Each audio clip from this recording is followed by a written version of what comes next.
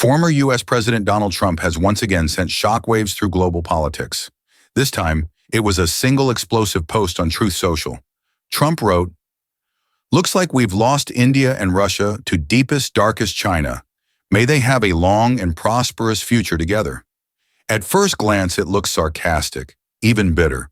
But dig deeper, and this statement reveals something much bigger, a potential shift in global alliances.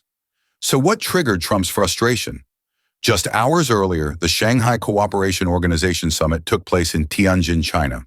There, the world saw an image that Washington fears: Indian Prime Minister Narendra Modi, Russian President Vladimir Putin, and Chinese President Xi Jinping standing together, smiling, and signaling unity. For Trump, this was more than just a photo.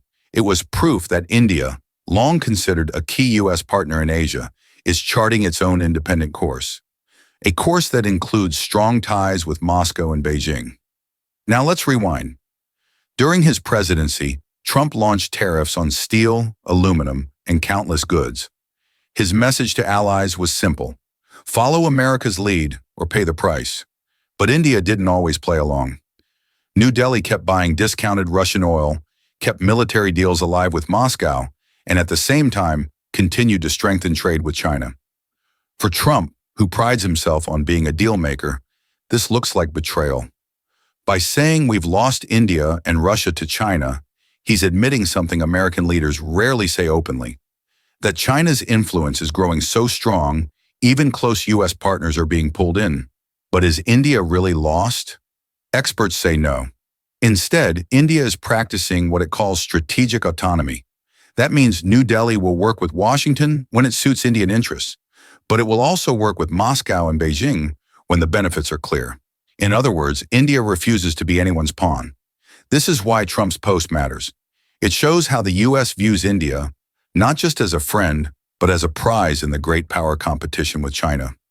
Losing India would mean losing influence in Asia, and Trump knows it. But let's not forget, Trump is also a master of drama. Some argue his words were less about diplomacy and more about playing to his base, showing toughness against China, and painting President Biden as weak on foreign policy. Whatever the reason, the message spread fast, fueling debates across the globe. So here's the big question. Was Trump simply lashing out in frustration? Or was he delivering a serious warning about the future of U.S.-India ties? And more importantly, what does this mean for the balance of power in Asia? If you were in India's shoes, would you stay neutral and balance relations with everyone? Or would you side more closely with the United States? We truly value your thoughts. We read every single comment, and your voice is important to us. You are not just viewers, you are part of our community. So drop your opinion in the comments, hit the like button, and don't forget to subscribe, because you are valuable to us and your support keeps us going.